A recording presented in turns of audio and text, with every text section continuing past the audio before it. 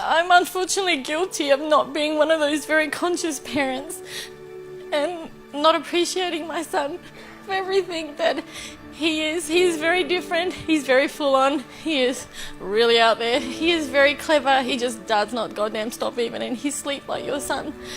And I don't know how to deal with that shit sometimes, and I just lose it. And we were talking last night about how we speak to our son. And I know I'm not a bad mum. I know that I only did what I knew then. Yeah. How old's your son? He's 8. Beautiful. Do you know the best thing about this scenario right now? What? Do you know when a child's brain becomes fully developed? When they're about 10. No, 28. Oh, 20, oh thank God, I can fix it. Yeah, you can. But here's what we need to understand as parents.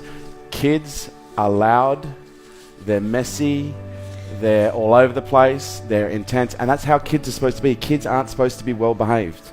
They're supposed to basically come into this world and flail their arms and find out where the boundaries are.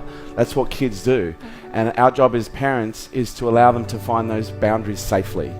And sometimes it's hard because what kids do is they come into this world and they behave in ways that press our buttons because we see so much of ourselves, in those children. What our kids need more than anything else is they need to learn how to regulate.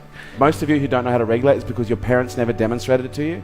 Because when a child is having a meltdown, what do most parents typically say? Stop it. Just stop it. For God's sake, stop it. Go to your room. I'm sick of hearing you carrying on. Whereas what a child needs in those moments is a nice, calm parent in the midst of a shitstorm is just to get down on one knee and grab them and bring them in and just hold them and say, it's going to be okay. Just breathe. Just breathe. A child can feel the quality of your presence. And if you're just being with a child, but you're not present with a child, they will literally behave in all sorts of abstract ways because all they want is to feel your presence. Because every time you get pissed off, they may not get the form of presence that they want, but they get the energy. They get the connection. It might be a fit of rage, it creates more pain, but there's a part of them that goes, finally, I'm connected. We need to understand when a child is upset, they just need to be shown how to regulate. And you've got another 20 years to work it out. And he'll push every button on the way, don't you worry. He goes, I'll keep pushing your mum. And I went, oh, fine. Yeah? But that's their job. Their job is to make us strong, okay? Their job is to teach us. They're the greatest teachers you've ever had. Thank you. Thank you for sharing. Honestly, this is my legacy. And there would be no greater gesture that you can do than to hand this down to the next generation. Show your kids how to regulate and demonstrate to them what calm looks like in the midst of a storm. But I do think parents need to understand the responsibility that is involved with bringing up a child. You've got to ask yourself the question, what kind of a world are we trying to create here?